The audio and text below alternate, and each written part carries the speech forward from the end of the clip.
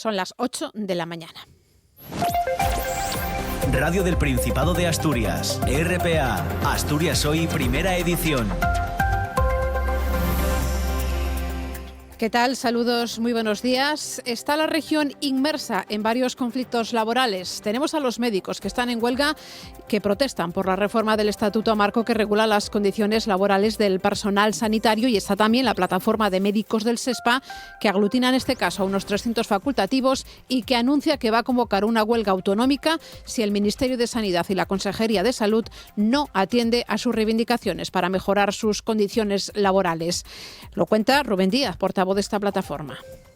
En condiciones de explotación laboral, con agendas sobrecargadas de 50 a 60 pacientes al día, con menos de 5 minutos para atender a los pacientes y con jornadas semanales abusivas de 60 y hasta 80 horas sin descansos ni computar para la vida laboral. En huelga indefinida están ya desde hoy el colectivo de estibadores del puerto de Avilés, tras fracasar la reunión celebrada ayer en la sede del SASEC, donde no se presentó, por cierto, ninguna de las empresas convocadas. Manuel Pravia, delegado de personal de este sindicato de estibadores en Avilés, solicita la intervención del Principado. Pedir esa mediación por parte del Principado, no sabemos si a través de autoridad portuaria de quién, pero alguien tiene que intervenir en esta situación. Otro conflicto que tenemos afecta a los trabajadores de la empresa minera Tecnarcea. Hoy se van a concentrar en la Plaza de España en Oviedo, reclaman la reanudación de su actividad. El portavoz de los trabajadores, Rubén Menéndez, pide agilidad, en este caso a la Dirección de Minas. Nosotros instamos a Minas a que arregle cuanto antes y autoriza a la empresa a volver a sacar carbón, le den el proyecto de explotación que lleva 9 meses solicitado. Así viene parte de este miércoles 18 de marzo con Diego Fernández y Esther Casas, que hacemos en este caso en el control de sonido, con Elia Rivero, que está en la redacción, Paula Rodríguez también en la locución y Ángeles García al micrófono. Una jornada que nos deja también estos titulares. Asturias Hoy. Indra planea abrir su nuevo centro de I+D en Oviedo. Tras instalarse en Gijón, la secretaria de Estado desvela que la compañía tiene previsto instalar en Oviedo un centro que se sumará a la fábrica de blindados que tiene en el Tallerón de Gijón. El anuncio lo hacía Amparo Valcárcel, pero desde fuentes de Indra aún no confirman este anuncio, matizan que aún no hay una decisión definitiva tomada al respecto.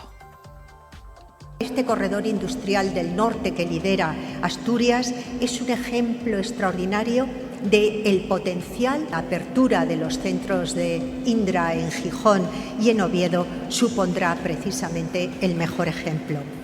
Insuficiente. Es lo que opina la patronal de los empresarios asturianos sobre la línea de avales anunciada por el Principado para paliar el impacto de la guerra en Irán en pymes y autónomos. El director general de FADE, Alberto González, reclama rebajas de impuestos en los hidrocarburos. Si se controlara de alguna forma esa variable dentro del factor precio, sin duda el impacto sería mucho menor. Gijón pasa el filtro. Es una de las 6 ciudades de las 25 analizadas por Ecologistas en Acción cuyos medidores urbanos de contaminación del aire están bien ubicados. En concreto, el de la Avenida de la Constitución, que cumple con todos los requisitos de la nueva directiva europea.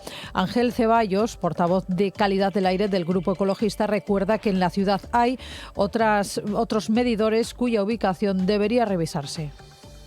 También es importante asegurar que el resto de estaciones de medición, tanto las orientadas al tráfico como las emplazadas en ubicaciones de fondo urbano, cumplen los nuevos requisitos legales. El tráfico. La DGT, vamos a conectar ahora con ella para saber cómo se circula a esta hora por las carreteras en el Principado. Buenos días. Muy buenos días, ¿qué tal? Arrancamos la jornada y a esta hora van a encontrar tráfico lento ya en la 66 a su paso por Coyoto, en este caso sentido Gijón, al mismo tiempo que también van a encontrar tráfico lento en esta misma A66 ya en Oñoniego, en este caso sentido Oviedo. Ya en Oviedo se complican los accesos tanto por la AS2 en el entorno de Villamegil y Vitoria, como también por la O14 en el entorno de Montecerrao. Al margen de ello, en el resto de carreteras ya del Principado, tráfico fluido y cómodo, no registramos mayores incidencias, pero como siempre les pedimos mucha precaución en carretera. Gracias, DGT. Vamos hasta Oviedo, Policía Local, buenos días. Buenos días. ¿Cómo se circula por la ciudad? El tráfico es fluido en la ciudad, accesos para la ciudad también despejados. Gracias, Oviedo. Sin comunicación con Gijón, vamos a Avilés, Policía Local. Buenos días. Hola, buenos días. ¿Cómo se circula por la ciudad? Bueno, pues tráfico fluido en toda la red diaria de Avilés en este momento. Pues gracias, Avilés. Vamos ya con el tiempo. El tiempo. Que nos acerca David Arango. ¿Qué tal? Muy buenos días. Hola Ángeles, muy buenos días. Hoy tenemos por delante una nueva jornada de ambiente soleado, hoy con el cielo un poco más turbio porque van a ir entrando algunas nubes altas y con temperaturas que bajan un poco. Perdemos entre 1 y 3 grados en las temperaturas máximas. Mañana tocaremos el techo térmico de la semana. Será un día con temperaturas semejantes a las de ayer, un poco más altas, y en el cielo algún intervalo nuboso. Vamos a seguir sin precipitaciones y con ambiente soleado hasta el final de la semana, aunque el fin de semana parece que viene un poco más fresco. Asturias al día. 8 y 6 minutos de la mañana, Nacio Varillas está aquí ya. Buenos días. ¿Qué tal? Buenos días, Bueno, Ángeles. cuéntanos. Buenos días, Ángeles. Buenos días, Paula. Compañeras de Asturias, hoy primera edición. Vamos a hablar en nuestra primera parte de Raíces con Futuro, Vivienda y Trabajo Rural, iniciativa impulsada por la Fundación Caja Rural de Asturias y por Industrias Lácteas Monteverde para abordar uno de los principales retos del medio rural de Asturias, de España en general. Concretamente en la comarca de Os Ozcos, el acceso a la vivienda. Estarán con nosotros Eva Pando, la directora de la Fundación Caja Rural de Asturias, Enrique López, el director general de Industrias Lácteas Monteverde, y Ena Victoria Mateos, que es la responsable del trabajo de campo de este proyecto. En la segunda parte conoceremos al equipo asturiano Chosco Racing, protagonizado por tinetenses, que va a participar por tercer año consecutivo en la Volkswagen Golf Challenge Marruecos 2026. Es una expedición solidaria que este año celebra su 12ª edición, llevando a bordo de vehículos clásicos productos de primera necesidad por distintos territorios de Marruecos. Y atención, está protagonizada por nuestro compañero Antonio Menéndez, nuestro compañero técnico en RTPA, componente de este Chosco Racing.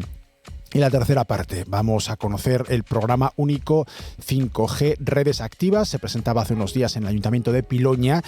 Está dentro del objetivo del Ministerio de Transformación Digital para acabar con la brecha digital en las poblaciones de menos de 10.000 habitantes. Se pretende llegar a toda Asturias este mismo año para acabar con los problemas de conectividad en la zona rural. Nos lo van a contar Óscar Aragón, es el director territorial de Relaciones Institucionales de Más Orange en la zona norte, que es la empresa que ha resultado adjudicataria de este proyecto, Germán Ariel Martín Carrión, que es el director del Centro de Llamadas de Ubieu, y Javier Rodríguez, responsable de Operaciones y Tecnología de Red de Más Orange. Pues como siempre, todo hoy a partir de las 9. Gracias, Nacio. Muchas gracias.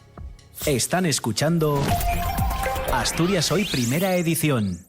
8 y 8 minutos de la mañana. Hoy es la tercera jornada de paro de los médicos. La de ayer fue una jornada con un seguimiento ligeramente superior a la del lunes, con un 6,5% según el Servicio de Salud.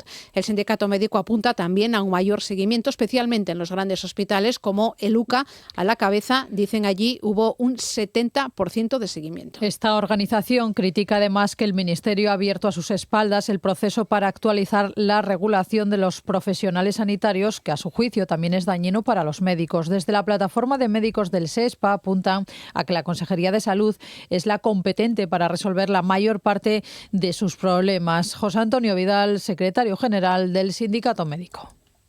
Es lamentable que ante estas cifras y la repercusión que va a tener en los pacientes, el Ministerio no solamente se niegue a negociar con el Comité de Huelga, sino que además hoy inicia la modificación de la Ley de Ordenación de Profesiones Sanitarias, en la cual se intenta también acabar con la responsabilidad médica como eje del sistema sanitario. Es un error garrafal que añade gasolina al fuego y que nos incentiva a continuar aún más, si cabe, en la lucha por la defensa de nuestra autonomía legal, de nuestra representación propia y de nuestras condiciones dignas de trabajo. Tenemos también a la plataforma de médicos del SESPA, que va a convocar una huelga en la sanidad en Asturias si la Consejería de Salud no atiende a sus reivindicaciones. El paro de este colectivo, que agrupa a muchos médicos jóvenes de hospitales y centros de salud del Principado, se sumaría así a la huelga que está llevando a cabo el SINPA contra ese estatuto marco propuesto por el Ministerio de Sanidad. Piden que la jornada laboral no supere las 35 horas semanales, turnos que no excedan de 12 horas y la contratación de más profesionales para garantizar una atención adecuada a los los pacientes. Acusan al gobierno regional de ser el responsable de mantener a la plantilla del servicio de salud en condiciones de explotación laboral con agendas que superan los 50 pacientes al día y jornadas semanales de más de 60 horas sin descansar ni computar para la vida laboral. Rubén Díaz, portavoz de la plataforma de médicos del SESPA. El conflicto de la sanidad asturiana permanece sin resolver y procederemos a convocar una huelga autonómica en Asturias. Y queremos dejarlo claro que la única responsable de esta posible huelga autonómica en Asturias es la Consejería de Salud, que mantiene a los trabajadores de la sanidad pública asturiana y del SESPA en condiciones de explotación laboral con agendas sobrecargadas de 50 a 60 pacientes al día, con menos de 5 minutos para atender a los pacientes y con jornadas semanales abusivas de 60 y hasta 80 horas sin descansos ni computar para la vida laboral. Les contábamos que hay varios conflictos laborales en Asturias. Otro de ellos es el de los estibadores del puerto de Avilés, que inician hoy una huelga indefinida. Ayer la parte empresarial no asistía a la cita en el SACSEC para intentar resolver este conflicto. Los trabajadores llevan con paros parciales desde el 16 de febrero para que se mantenga el actual modelo de centro portuario de empleo. Ante la falta de acuerdo, la huelga se convierte desde hoy en indefinida. Además, hoy la Junta debatirá una moción de Izquierda Unida para instar al Principado a intervenir en este conflicto laboral. Es lo que pide Manuel Pravia, delegado de personal del Sindicato de Estibadores de Avilés. Pedir esa mediación por parte del Principado, no sabemos si a través de autoridad portuaria de quién, pero alguien tiene que intervenir en esta situación, dado que estamos operando en un ámbito público en el que el Principado sí que puede decir, en este caso la autoridad portuaria, si estas empresas no son capaces, con las licencias que tienen obtenidas a través de esta autoridad, de dar servicio público, o a lo mejor hay que plantearse si esas licencias tienen que estar en activo todavía o se pueden impugnar.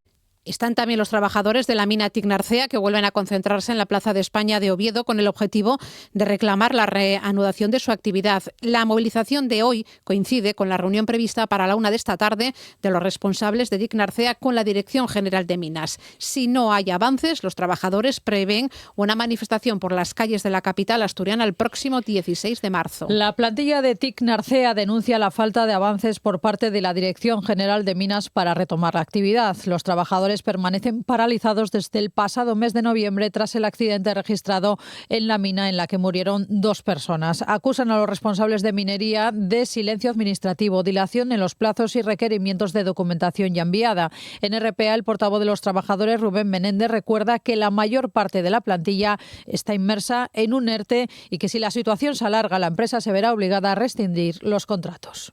La empresa ya nos dijo que, claro, si esta situación seguía así, pues que tendría que tomar medidas más drásticas. Igual tenía que llevar a concurso a acreedores o paralización de la actividad por completo y liquidarnos o cosas drásticas. Nosotros instamos a Minas a que arregle cuanto antes y autoriza a la empresa a volver a sacar carbón, le den el proyecto de explotación que lleva 9 meses solicitado, cuando en todas las minas de Asturias el proyecto tardó en torno a 2 o 3 meses.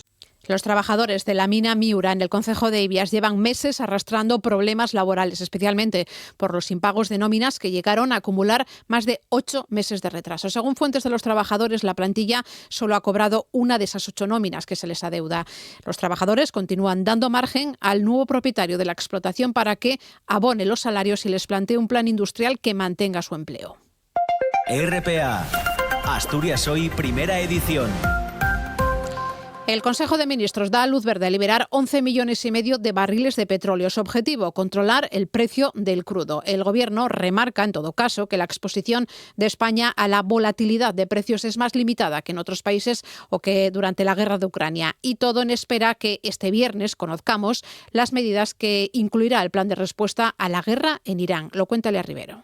España aprueba liberar parte de las reservas nacionales de petróleo, un almacenamiento establecido como garantía estratégica ante crisis energéticas. La medida permitirá introducir en el mercado 11,5 millones de barriles en varias fases, una provisión que cubriría 12 días de consumo nacional.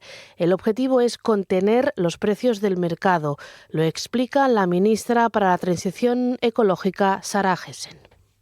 Un mensaje de calma porque la exposición directa de nuestro país a los suministros de gas y petróleo es limitada. Sin embargo, lo que sí es cierto es que estamos viendo una afectación en los precios de los mercados energéticos, tanto petróleo como gas natural.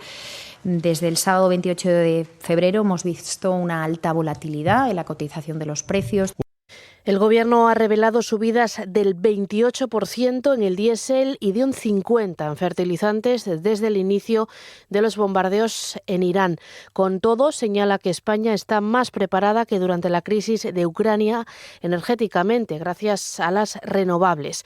Carlos Cuerpo, el ministro de Economía, Comercio y Empresa. España está más protegida frente a este tipo de shocks. Hemos creado un escudo en términos de soberanía energética. Se está conteniendo el impacto en materia de los precios de la electricidad. No solo es significativa con respecto a episodios anteriores, sino también con respecto a nuestros principales socios o a la evolución de los precios de la electricidad en este episodio en los países de nuestro entorno. El Gobierno continúa diseñando un paquete de medidas para amortiguar el impacto en los sectores más sensibles. Por ejemplo, el sector primario, para el que se busca aminorar el incremento de costes, tal y como reconoce el ministro de Agricultura, Luis Planas. Llevar a cabo una tarea de compensación y apoyo a agricultores, ganaderos y pescadores para evitar que ese incremento de costes se refleje en los precios al consumo. En relación con el gasóleo, en relación con los fertilizantes, estamos viendo exactamente dos cosas: qué tipo de medidas, cuál es su contenido, y una cosa que es muy importante, que ayer lo hablaba con agricultores y con ganaderos. Se trata, por supuesto, de hacer el mejor diseño, pero que cuanto antes pueda llegar, lógicamente, a los bolsillos de los interesados.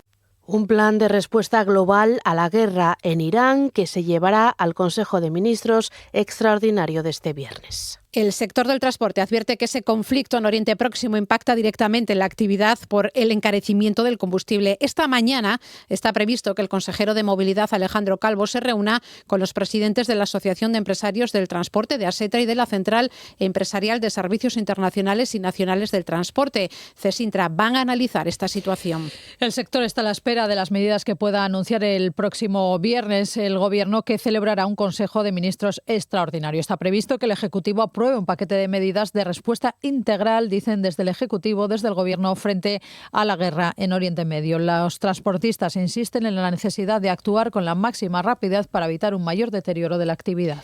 Y por su parte, la patronal empresarial asturiana, FADE, considera que la línea de avales que anunciaba el lunes el Principado para paliar el impacto de la guerra en Irán, tanto en pymes como en autónomos, es insuficiente. Lo que reclama la patronal es rebajas de impuestos en los hidrocarburos. Su director general, Alberto González, considera que es una primera línea, un primer paso dado por el Gobierno de Asturias, e insiste en que la medida que más favorecería a las empresas asturianas sería una bajada de impuestos en los hidrocarburos.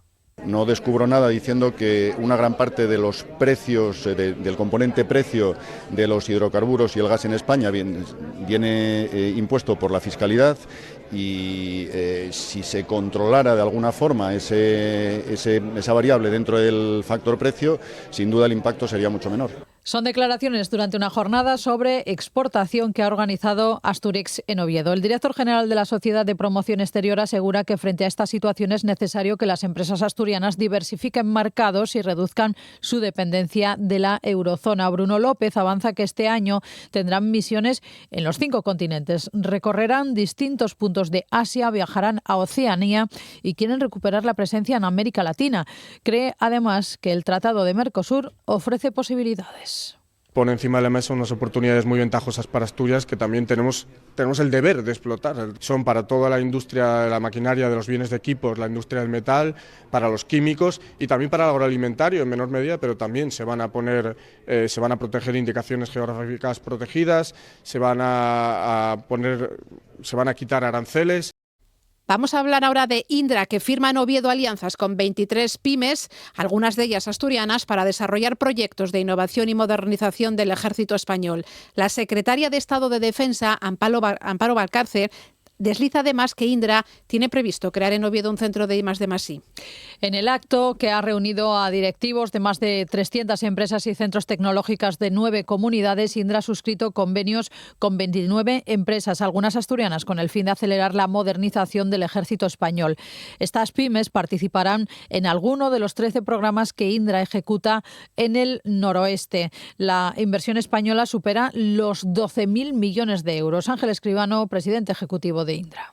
Y ese es el privilegio que tenemos. Actuamos como la empresa tractora. Hay gente nueva que también quiere trabajar, a la cual invitamos con los brazos abiertos a que así sea, porque el éxito que pueda tener estos programas especiales de modernización, por supuesto, será el éxito de todos. En el acto, la secretaria de Estado de Defensa, Amparo Valcarce, ha desvelado que Indra creará en Oviedo un centro de I+D+I que se sumará a la fábrica de blindados que tiene ya en el Tallerón en Gijón, aunque fuentes de Indra, eso sí, han matizado que todavía no hay una decisión definitiva tomada al respecto.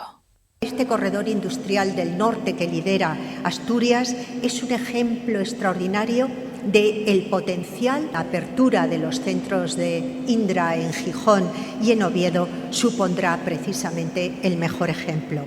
Indra, de todas maneras, ha reiterado que va a poner en marcha una segunda fábrica de blindados en Asturias, aunque sin despejar dónde, en qué lugar. Se barajan terrenos como las antiguas baterías de Coc de Avilés o el taller de Duro en Barros, en Langreo. Sobre Asturias ha hablado el ministro de Industria y Turismo, Jordi Hereu. Asegura que tiene futuro industrial prometedor que se verá reforzado por el impulso de la minería y por la búsqueda de materiales críticos. Fue ayer en la sesión de control al Gobierno en el Senado en respuesta a una pregunta del senador asturiano del Partido Popular, José Manuel Rodríguez Lito. Hereu destaca que la industria tiene una aportación de más de 5.600 millones de euros anuales al Producto Interior Bruto asturiano, lo que significa, dijo, un récord histórico. En estos momentos la facturación de la industria es superior a 5.600 millones, es un récord histórico y por tanto esto genera también un máximo, una punta de ocupación industrial en Asturias, máximo de inversión, máximo de investigación y desarrollo. Por tanto, las constantes de Asturias, a través de la transformación, de la diversificación, es de impulso industrial. RPA, Asturias Hoy, primera edición. 8:22 de la mañana. El Partido Popular y Vox critican al Gobierno por lo que consideran una baja ejecución del presupuesto que retrasa inversiones clave para Asturias. Sin embargo, desde el Gobierno de Asturias ven una senda de mejoría en la ejecución presupuestaria que fue de casi el 57% en el capítulo de inversiones directas durante 2025. En cuanto a la ejecución global del Principado, se situó en el 89%. Desde el Ejecutivo, el consejero de Hacienda del Principado ha asegurado que el Gobierno autonómico trabaja en un paquete de reformas para mejorar la ejecución presupuestaria basada, entre otras cosas, en la mejor planificación, la simplificación administrativa y el impulso de la digitalización. Durante su intervención en el Pleno de la Junta General, Guillermo Peláez ha subrayado además que uno de los ejes clave es reforzar la programación presupuestaria de su Gobierno, al considerar absolutamente fundamental planificar correctamente para ejecutar mejor. Son unos datos de ejecución presupuestaria que muestran una senda de mejoría en la ejecución presupuestaria de las inversiones tras el shock que sufrieron todas las administraciones públicas en torno al año 2018-2019 como consecuencia de la aprobación de la Ley de Contratos del sector público. Palabras del consejero en respuesta al diputado de Vox, a Gonzalo Centeno, que ha denunciado la baja ejecución presupuestaria del Principado y las excusas del Ejecutivo para ocultar la realidad. El diputado de Vox ha pedido al consejero que aclare a dónde ha ido el dinero que no ha sido invertido. Mire, déjese de disfrazar la realidad y díganos si tiene alguna idea para mejorar este desastre acumulado desde que Barbón es presidente en lo que queda de legislatura. Porque, mire, me he ido a la cifra general para no sonrojarle con los casos particulares de la Consejería de Servicios Sociales o del camarada Zapico, que eso ya mete miedo. El Gobierno del Principado garantiza la continuidad del servicio de guardería del medio natural, a pesar de que el 25% de la plantilla podría jubilarse antes de este verano. El consejero Alejandro Calvo niega falta de previsión, aunque reconoce la dificultad de saber cuántos trabajadores se acogerán a la jubilación anticipada en aplicación de un nuevo decreto. La guardería de medio natural necesita renovar su personal ante las jubilaciones que se producirán en los próximos meses. 20 trabajadores ya han cesado y medio centenar más podrían jubilarse antes del verano. Para garantizar el servicio, el consejero Alejandro Calvo asegura que está prevista una oferta pública de empleo. No hay en absoluto una pérdida de efectivos en el territorio, lo que hay es una situación derivada de una ley estatal. Lo que estamos haciendo es trabajando de la mano de los sindicatos a través de distintos canales. Las ofertas públicas de empleo son las más adecuadas. La plantilla desempeña funciones de vigilancia ambiental, prevención e intervención en emergencias. Precisamente, el Principado asegura que la ley de emergencias saldrá a información pública a finales de este mismo mes. El Ejecutivo Autonómico espera lograr el máximo consenso para su aprobación, que será este mismo año, una norma que se demanda desde hace más de 10 años para ordenar el sector. El sindicato URA y los grupos políticos Partido Popular, Vox y Foro rechazan el nuevo decreto que permite la comercialización de ternera asturiana criada fuera del Principado bajo la marca 100% raza autóctona. Aseguran que la nueva norma aprobada por el Gobierno central perjudica a la IGP ternera asturiana y permitirá, por ejemplo, que puedan venderse bajo esa denominación de raza autóctona terneros cebados en otras provincias o incluso en otros países. Acusan al consejero de Medio Rural de guardar silencio. El Consejo Regulador de Ternera Asturiana ha recurrido, por cierto, el decreto ante el Supremo. Una denuncia que hace el presidente de URA, Borja Fernández. ¿Cómo es posible que una asociación asturiana, dirigida por ganaderos asturianos, quiera lanzar esta marca para sencillamente pegarnos un tiro en el pie?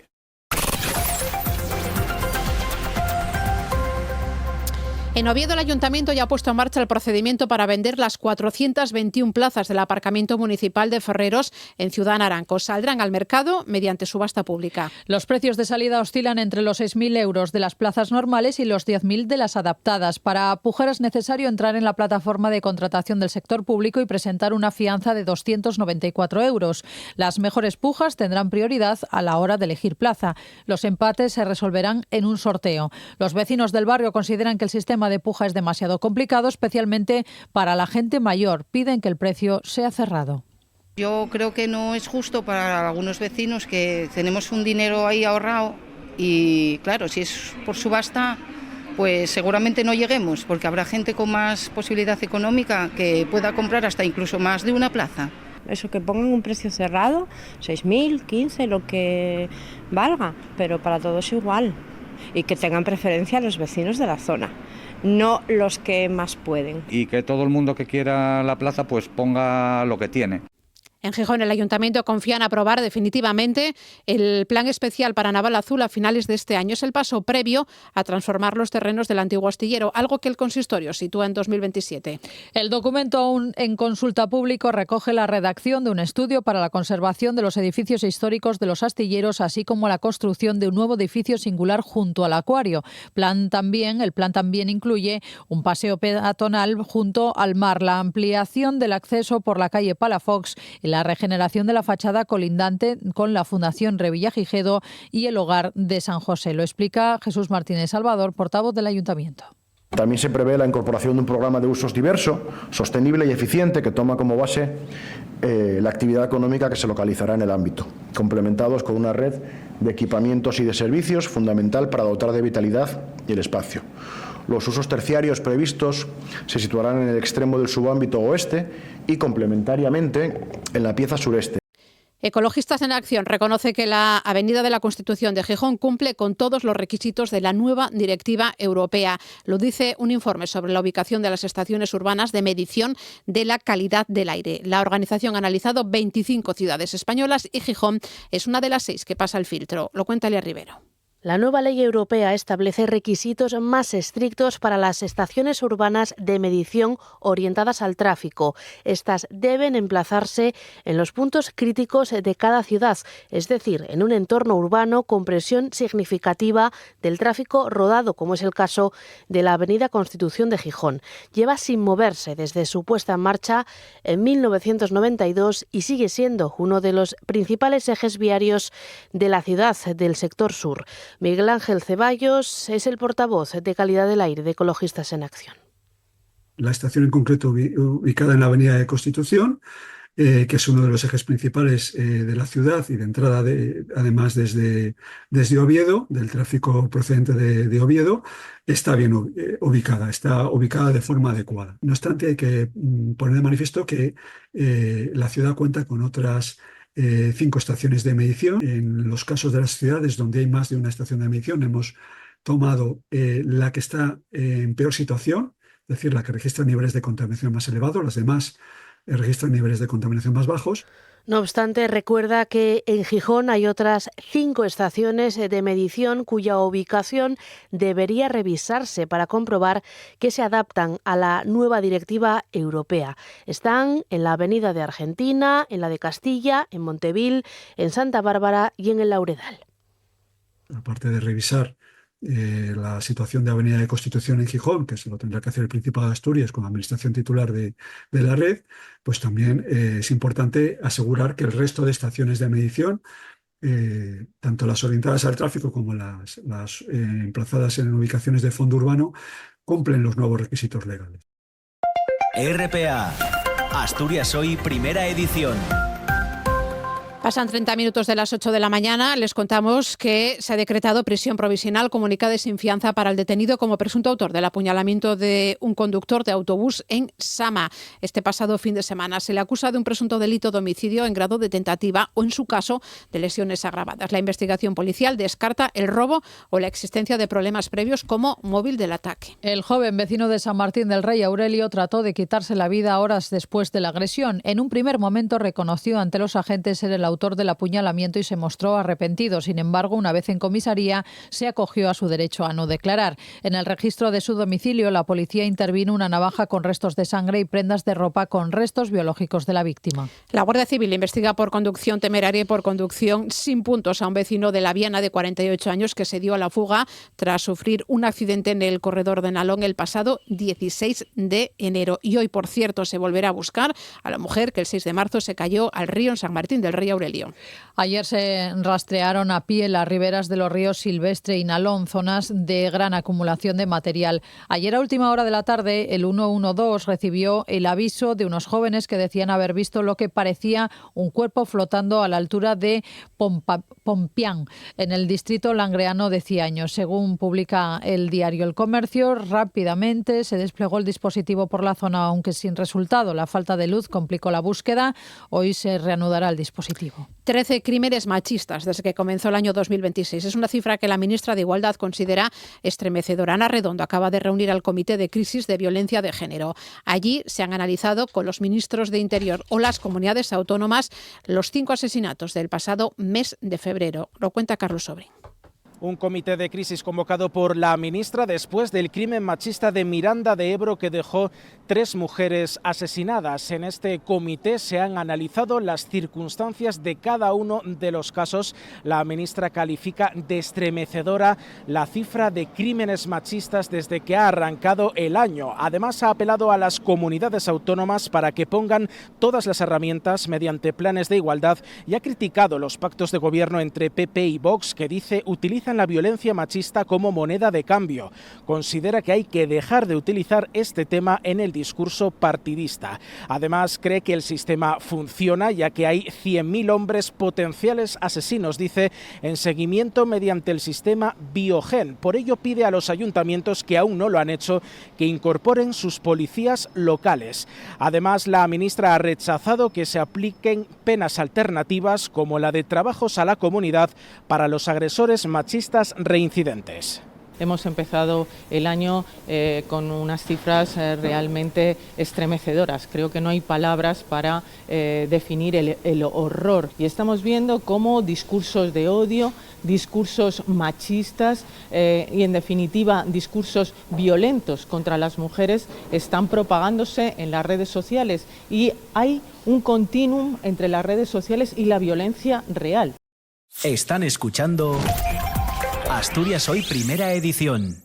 ¿Deseas la luna? Dime solamente una palabra, la cogeré con un lazo y te la entregaré. Sí, es una buena idea. Te regalaré la luna, Mari. Lo acepto. ¿Y luego qué? Pues luego te la comes y los rayos lunares saldrán entonces de la punta de tus dedos y de la punta de los dedos de tus pies y de la punta de tus pelos y... ¿Estoy hablando demasiado? Sí. Acabamos de escuchar un fragmento de Qué bello es vivir, un clásico de 1946 en el que George Bailey, encarnado por James Stewart, es un honrado ciudadano que dirige un pequeño banco familiar. Frente a él, un poderoso banquero que busca arruinarle. El día de Nochebuena del 45, abrumado por la repentina desaparición de una importante suma de dinero, decide suicidarse. Cuando está a punto de hacerlo, ocurre algo extraordinario. La cinta se proyecta esta tarde a las 7 en los cines Embajadores de Oviedo. Qué bello es vivir cierra el ciclo Economía de Cine, una iniciativa del Colegio de Economistas que durante varios días ha programado diversas películas con contenido económico y financiero. El Gobierno aprobará el viernes, en una reunión extraordinaria del Consejo de Ministros, el plan de medidas para hacer frente a las consecuencias económicas de España en la guerra en Irán. Es un asunto que queremos analizar hoy con nuestro invitado, con Abel Fernández, en este caso decano presidente del Colegio de Economistas de Asturias. Abel, muy buenos días. Buenos días. Bueno, lo primero que me gustaría saber si consideran que es un tiempo razonable para empezar a aplicar esas medidas casi 3 semanas después, ¿no?, desde que estallara la guerra. Bueno, sí, es necesario ya al menos ir tomando en cuenta los efectos que se está produciendo, ¿no? El alza de los precios de la energía, el petróleo en este caso, pues lógicamente hace que se tenga que ir ya tomando algún tipo de medidas, porque lógicamente esto va a tener una incidencia en primer lugar sobre la inflación, ¿no? Sí. Entonces, pues sí es conveniente tomar medidas. Bien es cierto que tampoco por el poco tiempo transcurrido van a ser unas medidas pues ya definitivas. Seguramente en el transcurso del tiempo se tendrán que ir acoplando algunas otras complementarias a estas iniciales que van seguramente a salir ahora en este viernes, ¿no? Sí, Está viernes, previsto sí. que se publique. Por tanto, 3 semanas es tiempo razonable, ¿no? Porque algunos sectores que puedan estar notando ya Sí, esas subidas. Claro, sí. es muy razonable, efectivamente. Hay sectores que se encuentran, francamente, ya perjudicados por esta subida, ¿no? Sectores tan importantes como el transporte, que incide tanto en nuestra vida diaria, sectores como el agroalimentario también, o de la industria química, son los primeros que lo están notando, ¿no? Y por supuesto luego el resto de la sociedad también los ciudadanos, nosotros, y de ello vamos a hablar sin duda. Mm. Pero el Gobierno central se ha reunido con diferentes áreas, sectores, ¿no? Sabemos que se ha reunido con la agroalimentación, con transportes, con sindicatos.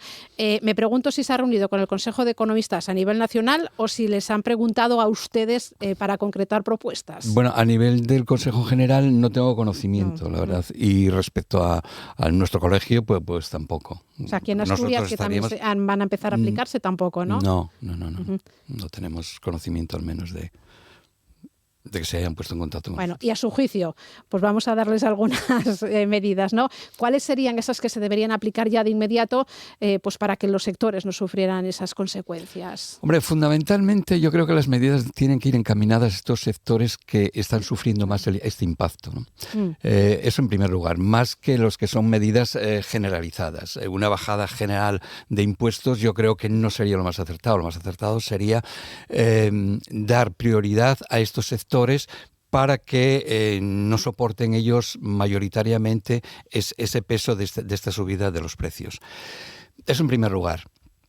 En segundo lugar, ¿qué tipo de ayudas directas? Bueno, bien, el Principado de Asturias, por ejemplo, aprobó el lunes unas ayudas a las pequeñas empresas, a los autónomos, a través de avales, ¿no? Sí. Bien, ese tipo de ayudas son bien recibidas, pero lógicamente también serían complementarias con otro tipo de ayudas que tendrían que tomarse desde el Gobierno central, puesto que la comunidad autónoma no tendría competencias posiblemente, ¿no? Si estamos hablando en reducción o al menos tener en cuenta ciertas bonificaciones en ciertos impuestos, medidas de política fiscal o política monetaria, pues lógicamente no tiene competencias la comunidad autónoma, con lo cual sí estaríamos un poco a lo que se vaya a establecer a través del Gobierno central. Esa rebaja del IVA ya el Gobierno central ha dicho que no que lo descarta, ¿no? Pero que no lo va a aplicar. Sí, parece que no se va a aplicar en principio. En principio veremos a ver un poco, porque estamos un poco al inicio, ¿no? Relativamente es poco tiempo, no sabemos un poco, porque esto va a estar en función un poco de la duración. De lo que dure. Exactamente. Entonces, bueno, esas medidas pues habrá que ir corrigiéndolas seguramente en el tiempo. Claro, porque ¿qué hemos aprendido tras la guerra de Ucrania, ¿no? Que se aplicaron aquellas medidas y si fueron eficaces o no. Y claro, de aquel momento del 2022, ahora ha pasado el tiempo y se podrá ver, ¿no? Si esas bonificaciones que hubo no fueron acertadas. Sí, esas bonificaciones que fueron en general para toda la sociedad, en principio dice, bueno, pues es generalista y parece que estarían bien adoptadas. Luego, con el paso del tiempo, parece que no fueron tan eficaces como aquellas que pudieran haber sido directamente a los sectores más perjudicados, ¿no? Y por ahí yo creo que con esa experiencia que ya tenemos deben de ir ahora este tipo de medidas que se tienen que adoptar. Hablamos del transporte sobre todo, ¿no? Sí. Esa subida, cuando la guerra de Ucrania se nos rebajó a todos en general el combustible, ahora se pretende aplicar solo al transporte. Sería a lo mejor una de las medidas más adecuadas porque claro, si sube el precio del combustible al transporte, lo que el transporte transporta en nosotros, claro. Evidentemente, porque lo traslada, ¿no? Claro. Vía precios hasta el final de la compra, que es lo que ocurre. Efectivamente, debería de ir precisamente a esos sectores que más incidencia tienen. Y al mismo tiempo, por ejemplo, el sector agroalimentario, que también lo están soportando. Pero no solamente en este caso, solamente el precio del petróleo, ¿no? Sino también en este caso el precio de los fertilizantes, que también se ven perjudicados. Con lo cual ahí sí tienen que tomar las medidas, porque la repercusión que hacen, por ejemplo, el sector primario, siempre se va a trasladar con un cierto retraso. Entonces, para que no se vean excesivamente perjudicados, sería conveniente tomar medidas muy directas precisamente a esos sectores. En el agroalimentario dice que sería a más largo plazo, cuando nos subirían el precio de los productos, ¿no? Claro, efectivamente. De los estantes del supermercado, exactamente, ¿no? No ahora mismo. No entonces, ¿por qué la gasolina, los combustibles, sí hemos visto esa subida tan elevada? Los combustibles sí y el transporte lo hace ya de una forma más directa, ¿no? Que a veces el sector primario tarda más tiempo en poder aplicar ese incremento. Por tanto, esas medidas al transporte, al sector primario, serían las más acertadas. Claro, todo a falta de conocer, ¿no? Claro. No sé si pueden ustedes saber algo más como economistas. No, en principio no, porque realmente sí nos damos cuenta de qué sectores son los más perjudicados. Es decir, a quienes incide más el incremento de la energía, ¿no? Hombre, hay otros sectores, por ejemplo, sociales, que son más vulnerables, ¿no? El precio de la energía, de la electricidad, de la luz. Vemos que hay capas sociales que realmente necesitan una protección. Sí. Luego ahí también ese sector de la población necesitaría también tener algún tipo de cobertura social para que no se vieran excesivamente perjudicados. Es decir, sobre las rentas más bajas. Claro. Estamos hablando de sectores productivos, transporte, agroalimentario y demás, pero también hay otros sectores de la población que necesitan cierta cobertura social para que no se vean excesivamente perjudicados. Vamos a ver si hemos aprendido algo, ¿no? De lo que se ha pasado durante la guerra de Ucrania y ahora se intenta aplicar más específicamente a esos sectores y no más generalista. Así es. ¿Y qué pasa con esas previsiones que se habían hecho, ¿no? A principio de año? O quizás, por ejemplo, yo había visto que justo 4 días antes de que estallara la guerra, el Consejo General de Economistas hablaba, ¿no? Sobre el Producto Interior Bruto, del crecimiento. Bueno, ¿qué van a pasar ahora con todas esas? Eso quedó un poco en stand-by, digamos, ¿no? ¿Por qué? Porque, lógicamente, cambia la situación. Nosotros teníamos previsto, pues efectivamente, en torno a un 2 y algo, un 2,1, un 2,3 de incremento del PIB. Y esto, evidentemente, pues echa por tierra un poco estas previsiones. El trabajo también que habían hecho. Claro. Entonces tenemos que tener en cuenta el incremento de la inflación, cómo va a incidir. Claro, eso es otro asunto. Estamos también, hablando de que en marzo, incluso abril, podríamos estar rozando el 3%, hasta junio sobre el 4%. Bien, estamos haciendo unas previsiones a muy corto plazo, prácticamente hasta junio. No sabemos la duración, pensábamos que esto iba a ser 3 semanas, 1 mes, pueden ser 2 meses, puede ser incluso un poco más. Y claro, a medida que se alargue el periodo de este conflicto, pues el problema se agrava, ¿no? Claro, y ahí esas medidas, ¿no? Para intentar que esa inflación no sea tan elevada o que el Producto Interior Bruto, tanto a nivel regional como a nivel estatal, entiendo, ¿no? Claro, porque eso nos podemos encontrar con una situación que Dios quiera que no se produzca, que es esta inflación. Es decir, podemos entrar en un proceso de un incremento de la inflación con una paralización de nuestra actividad o con una reducción muy importante de nuestra actividad económica. Con lo cual es una de las peores situaciones a las que nos podemos enfrentar, ¿no? ¿Se lo han comunicado desde en el colegio que engloba a todos ustedes, si le han comunicado pues ese miedo, esa situación que podría llegar a partir de, en este caso, mes de junio o algunas que puedan sufrirlo ya? En principio no, quiero decir, pero son escenarios que se pudieran dar. Dios quiera que no lleguemos a esa situación, ¿no?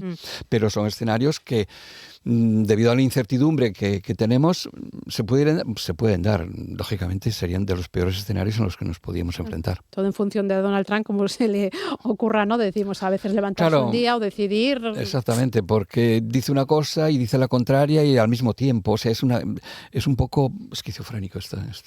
La situación, sin duda. La parte también más, estábamos hablando de las medidas, ¿no? Que se podrían aplicar. La parte más de izquierda por parte del gobierno hablaba también de ese control de los alquileres. No sé si también esa sería una medida efectiva. Bueno, ese tipo de medidas, ese control de los alquileres, es una medida que yo creo que no dio el resultado que se pretendía, evidentemente. Con lo cual, volver a incidir sobre ello no considero que sea lo más apropiado ni lo mejor en estos casos. ¿Y se teme o se ve alguna perspectiva de que puedan existir o se puedan volver a aplicar los famosos ERTEs, ¿no? Cuando la pandemia y que yo creo que no se puede descartar, no se puede descartar, porque todo depende de este escenario, ¿no? De si realmente, si nos vemos que están en situaciones, Dios quiera que no lleguen como el caso de la pandemia y demás, a sectores tan críticos, momentos tan difíciles para las compañías, pues lógicamente desde el Estado hay que poner las medidas para paliar esos efectos o al menos cubrir en parte ese peligro que pueden suponer para las empresas. Porque ¿qué se notaría más? ¿En empresas más grandes, multinacionales o en las pequeñas empresas o en esas que puedan tener 1 o 2 trabajadores? Bueno, en primer lugar, sería para todas aquellas empresas que están más directamente relacionadas con el mundo donde está el conflicto, ¿no? Sí. Particularmente. Si hablamos de Asturias, pues no sé, estamos hablando de unas 80 compañías que son medianas, fundamentalmente son compañías de alta tecnología, que pueden verse perjudicados precisamente por este episodio que estamos sufriendo, ¿no? Luego también tenemos otras compañías que hacen exportación agroalimentaria, no muchas, la verdad es que tampoco el comercio es excesivamente grande. Yo creo que el perjuicio viene más vía incremento de precios que por la relación directa, ¿no? que también existe. Y en el caso de algunas compañías que tienen a sus trabajadores allí y tienen adelante proyectos, pues que se puedan ver perjudicadas, pues lógicamente hay que darles cobertura, amparo, para que no se vean perjudicados. Sí, algunas hay, ¿no? Allí, sobre todo. El gobierno nos viene diciendo que la economía va bien, que España crece más que otros países que la Unión Europea. Puede ser a nivel macro, ¿no? Pero si nos fijamos en la calle, pues puede haber hogares, empresas, ciudadanos que dicen, pues eso no está repercutiendo en mí. ¿Dónde está esa diferencia para explicarle a la gente, ¿no? Que se puede ir bien a nivel macro, pero no en lo que es en el día a día? Sí, cuando tomamos tomamos los datos y las referencias de cómo nos va la economía, efectivamente, estos datos macroeconómicos, es cierto que decimos que vamos por encima de la media europea. De hecho, somos un poco, no voy a decir la locomotora, pero sí estamos con un crecimiento superior al resto de los países europeos. Bien es cierto que veníamos de una situación también peor en ese sentido, con lo cual teníamos un camino que recorrer, que lo estamos haciendo, ¿no? Las grandes potencias europeas, principalmente Alemania, estaba creciendo a un tipo bastante reducido, está en torno al 0,5%, incluso con un crecimiento, no voy a decir negativo, pero muy por debajo del crecimiento que estábamos teniendo nosotros. Lógicamente, lo que ocurre en España, si lo comparamos con restos de la Unión Europea, hay ciertos parámetros que son comparables y otros no, que tenemos unos ciertos recorridos. Entonces, en la media, por ejemplo, las rentas medias de un país como España están también por debajo de la renta media de los países exactamente europeos. Con lo cual, tenemos un periodo de tiempo y demás. Luego, ¿qué ocurre? Que en España tenemos unos salarios comparativamente con estas cuatro, Italia, Francia o Alemania, estamos también por debajo, y tenemos también un proceso en cuanto a la actividad económica, en la productividad, que estamos también por debajo. Tenemos que crear productividad y tenemos que crear también fundamentalmente valor añadido a nuestra producción industrial, ¿no? Esperemos que eso es fundamental. Que con esta guerra no se paralice todo esto. Claro. ¿no? Ese es un tema sería hablar también a futuro, ¿no? Hemos hablado de Donald Trump, ¿no? Que según cómo se levante, puede perjudicarnos o no, pero amenaza con recuperar esos famosos aranceles a la carta, precisamente a España, ¿no? Un país al que no le tiene mucho cariño.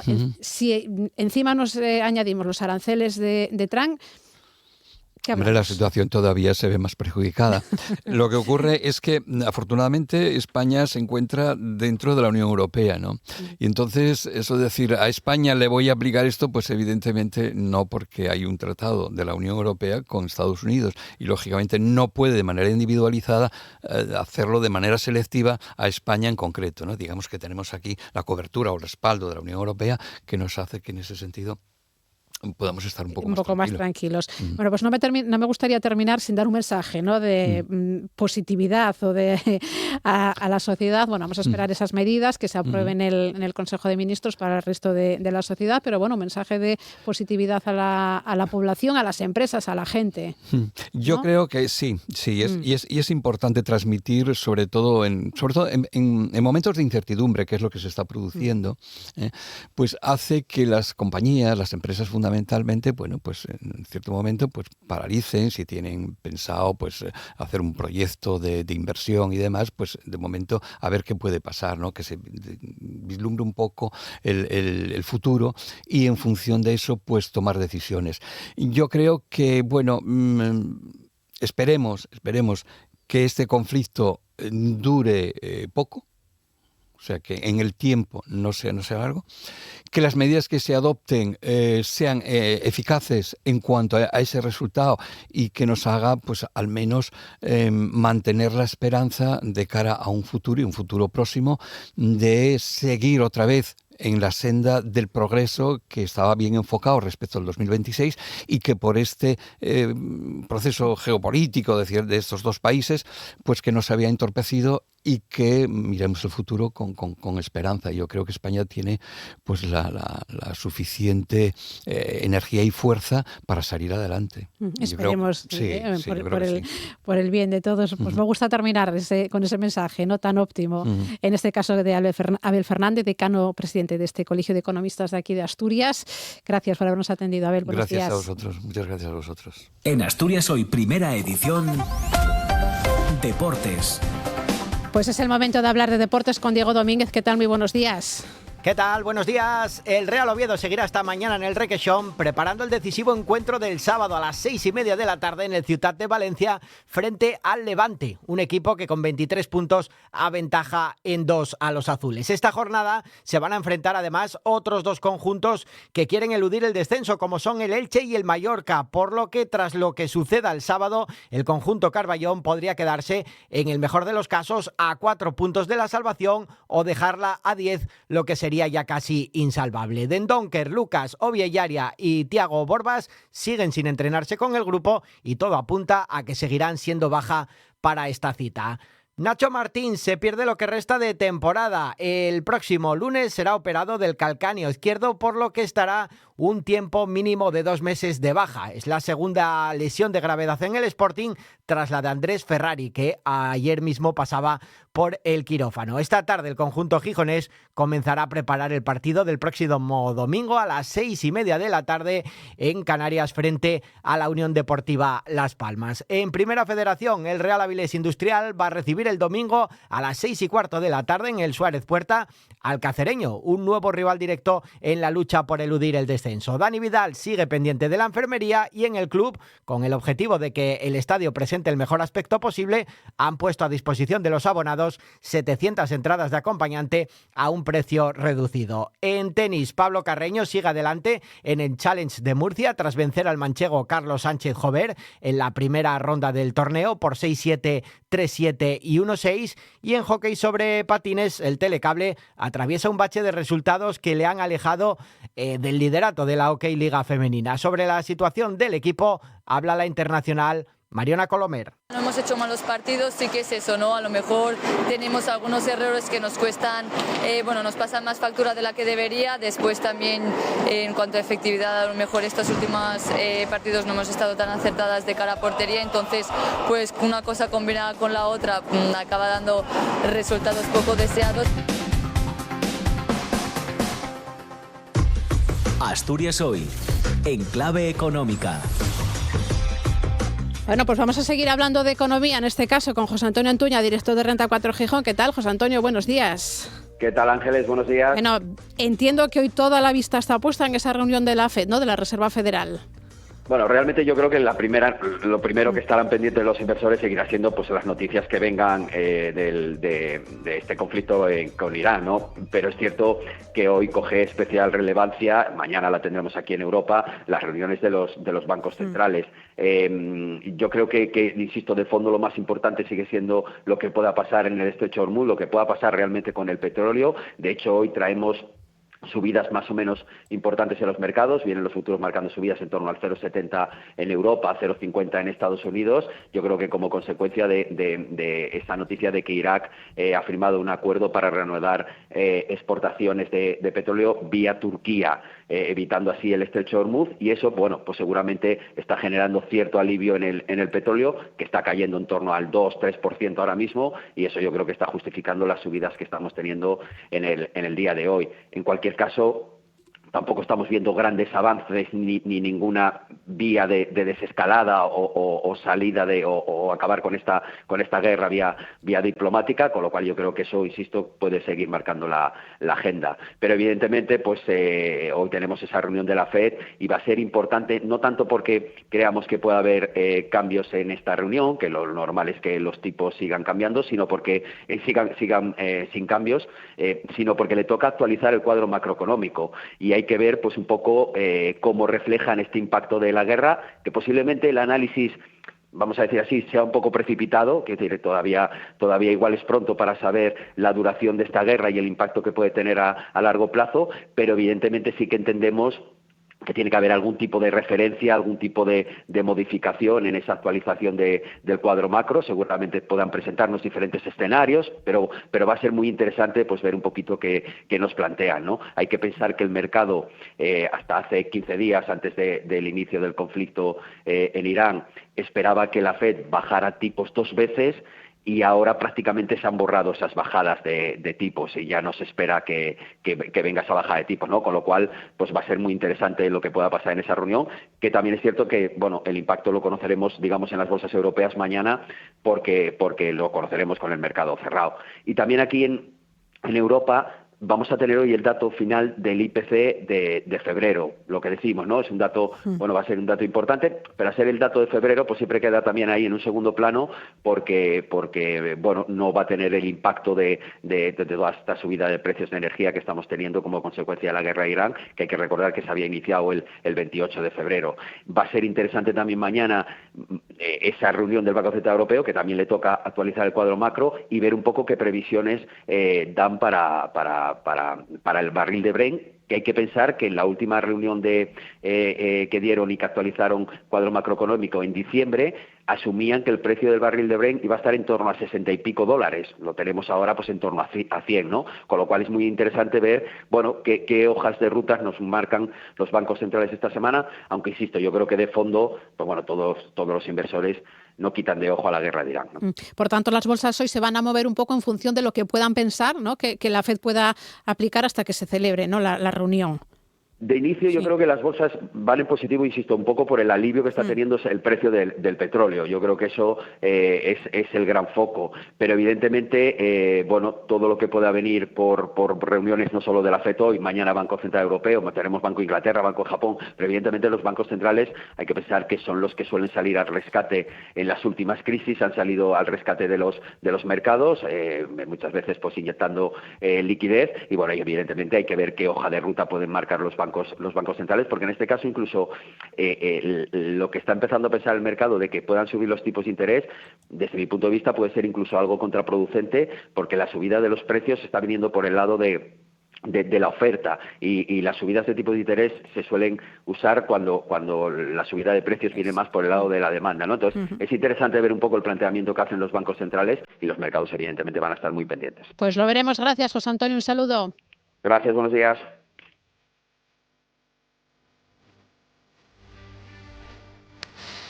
Pues en la semana en la que se han entregado los premios Oscar, esta canción de Irene Cara, Flashdance, recibió el premio Oscar a la mejor canción original en 1984.